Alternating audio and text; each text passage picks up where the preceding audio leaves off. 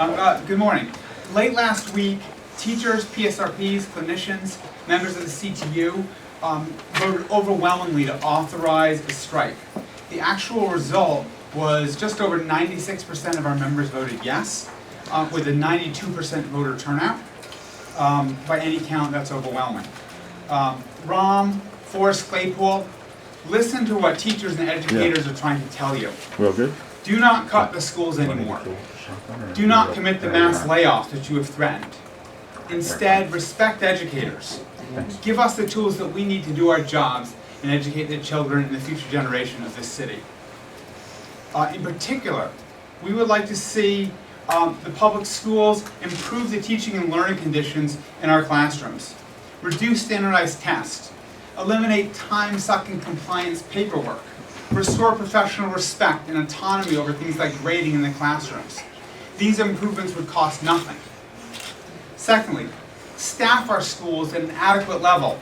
Over the last several years, we've seen devastating layoffs. We deserve reasonable class sizes, instruction in art, and in music, in technology, and in science. Our schools need a library with a librarian in it. We need school nurses. These are things which schools already have in the suburbs, which Rahm Emanuel's children have in their schools.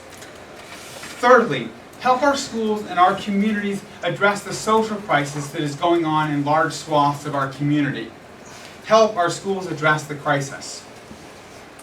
In simple terms, we do not expect the schools to fix homelessness, to fix the crisis level unemployment, to fix the violence in the neighborhoods, to fix the broken immigration system. Our schools cannot fix those problems by themselves, but give us some tools that we desperately need to help address those problems. So, for example, allow our counselors to counsel. Give us some staff to work with restorative justice in our schools. Help with translation and bilingual services, to name a few. The members of the Chicago Teachers Union do not want to strike, but we will if you do not listen to us. Do not cut our schools. Do not lay off our staff and solve the budget problems on the backs of educators. I'll take some questions if you have any.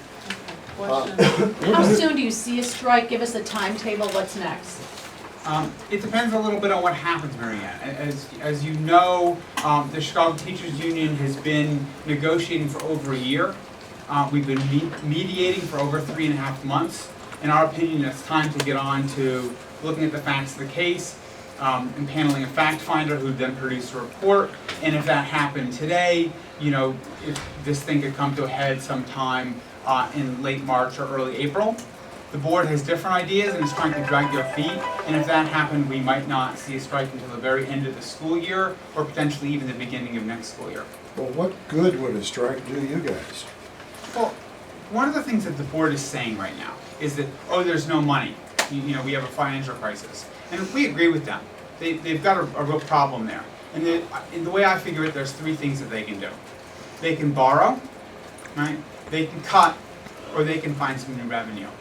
And the problem with borrowing, of course, is that 2 out of the 4 rating agencies have it in the junk. It's not clear. I mean, if you had $1 billion, would you lend it to the Board of Education right now? Right? So I'm not sure borrowing is going to work for that. Cutting will be devastating, and that's one of the things I think that's driving the anger of our members, is the idea that you're going to lay off on top of bare bones schools already.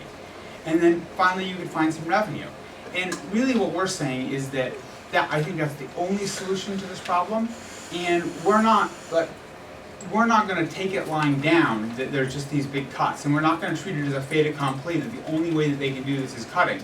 Our members will not go to work if we have to. Be in the streets of the city of Chicago to demand justice for our schools. And I know that we don't have direct control over that. I know that's a political process, but I hope the politicians listen to us because we're very serious about it. Would you rather contribute a little bit more of your pension or lose your job? Would I rather get hit by a stick or get hit by a rock? The way I see it is the problem with our schools all along is that every solution has been, attacking educators one way or attacking educators another way. It's time to stop attacking educators. And I would say to Rahm Emanuel and his hand-picked school leadership, that if they really want to provide leadership in the city, he's got to pick up the phone to his rich friends. Pick up the phone to Dave Vitale, who's the former president of the Board of Trade, and the architect of these rip-off bank deals that literally cost this district more than $250 million. And say, Dave Vitale, you get on the phone to your rich banker friends and ask the Bank of America to give back some of the $250 million that it made in windfall profit. You know, we'll call that an earnest payment, and that can maybe help restore some programs in our schools. The mayor could sweep some TIF funds and put some cash in. That would be a good faith effort to then get some revenue from the state political leaders who have the ability to create a new line of taxes. And they could borrow against that. But if they're not serious about getting revenue, we are looking at a very deep crisis in the schools. And when you're at a point where you're saying, well, either we could cut from, we could cut from the schools by doing mass layoffs, or we could cut from the schools by making all the teachers work for, for $25,000 of pay cuts, which is what they're currently suggesting we do.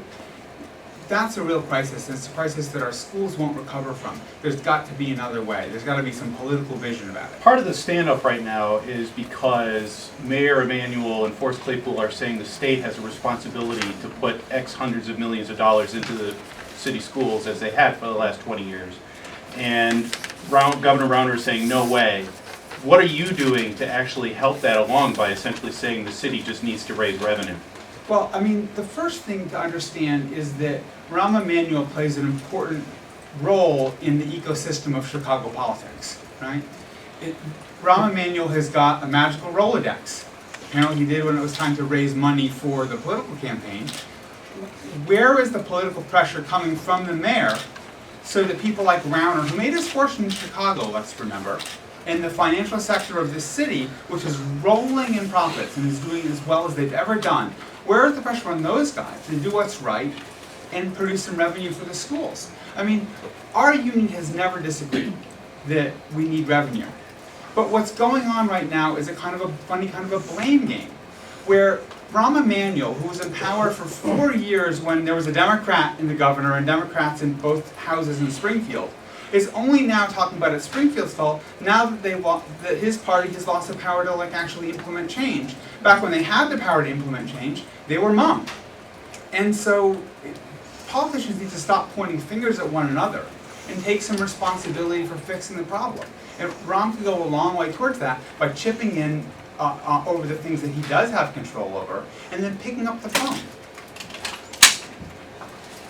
Can we get your thoughts as well on the librarian, the school when the librarian was let go? Sure. People have heard that there was a student sitting at Dunbar High School because the librarian was let go. I'm sorry, DeSalvo, thank you. I don't know if people are aware, but there are a grand total of 2 librarians at historically black high schools in the city of Chicago right now. Librarians have been cut and cut and cut.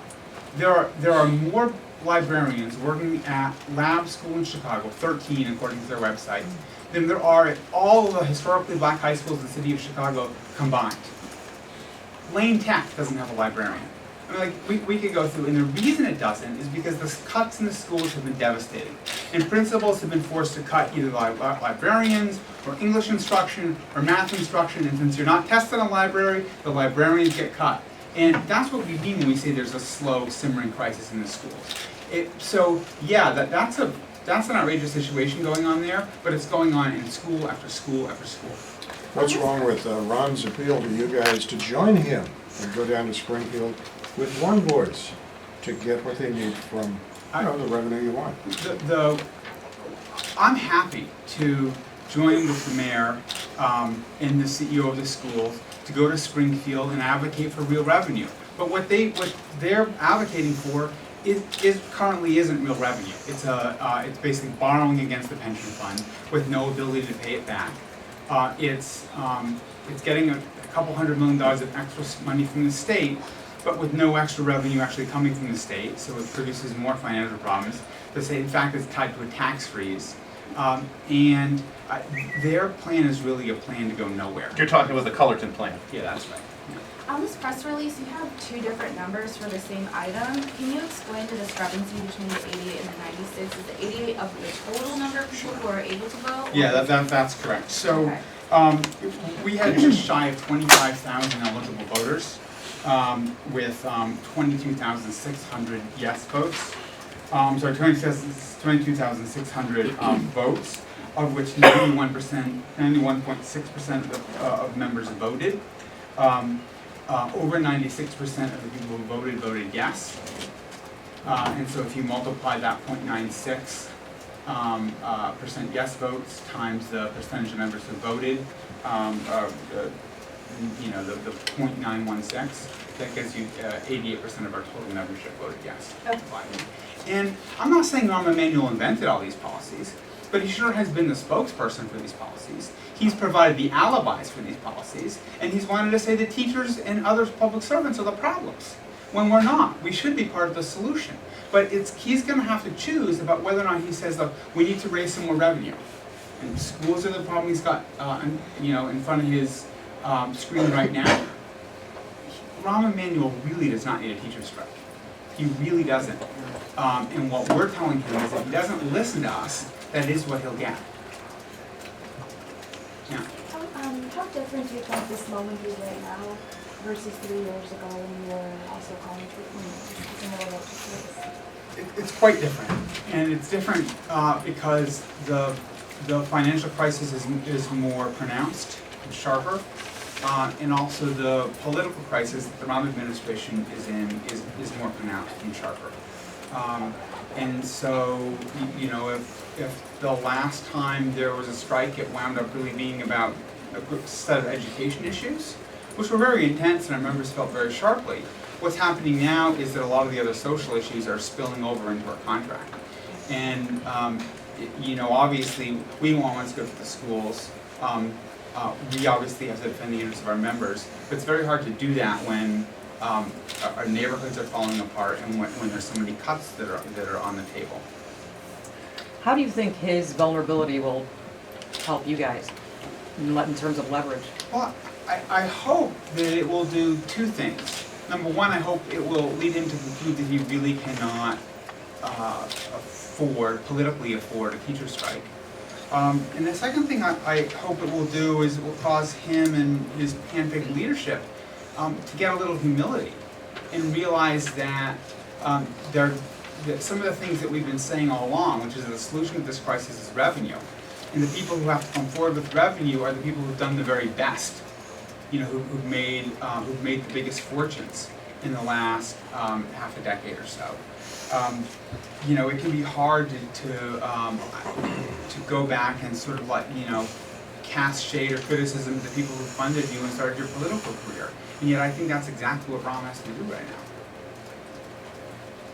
Any message for parents out there that say 2 strikes in 3 years is unacceptable?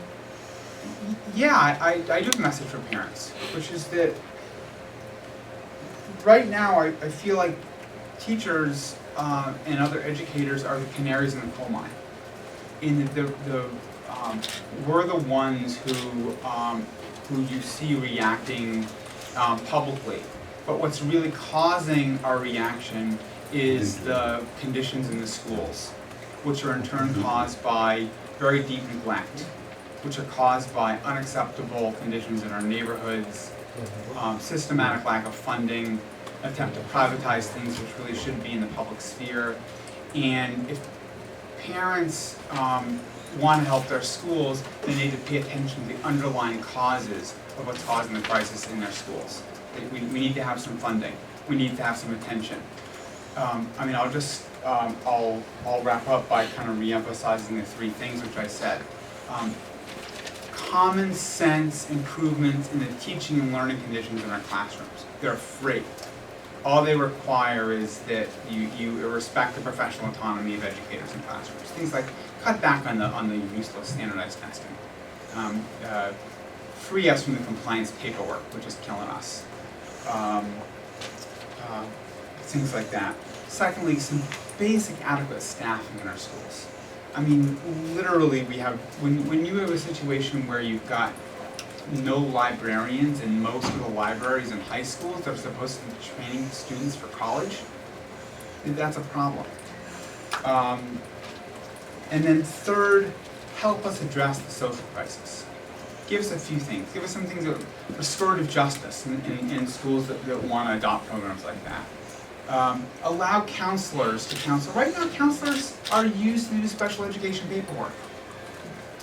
And you've got trained people who know how to counsel students who are dealing with trauma and violence in the most traumatic and violent neighborhoods in the country, and we're not using them. Use them. Listen to the people who work in the schools. We know something about this stuff. You know, schools that are in predominantly Spanish-speaking neighborhoods with no translation, put a translator in there. Do some basic things like that. If you do those things, we think that we can have a public school system that we can be proud of. Because that's ultimately what we want. We don't want to strike. What we want is to have public education that makes the people who go to work in that system proud, and then will make the parents happy to turn their most precious possession over every day. So anyway, I think that's it. Can we just one more time on the timetable, because it seems a little bit wishy-washy. You know, is it March? Is it June? Is it September? What's the timetable? It depends. According to state law, the teachers cannot strike as a result of going through this process as long as we haven't completed fact-finding. Right, so there's another step to conclude. Fact-finding hasn't even begun yet.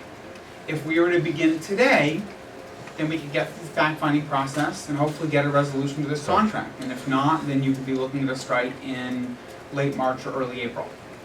However, CPS doesn't want to begin fact-finding until February, in which case the earliest you could get through that process would be late May into June. And if that happened, it might be that this thing doesn't even conclude this year, that it spills over into next fall. So bottom line, you're calling for a property tax increase.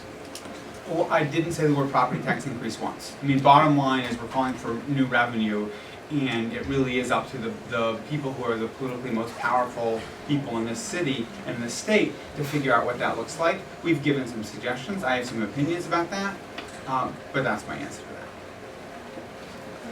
All right, thank you. Thank you.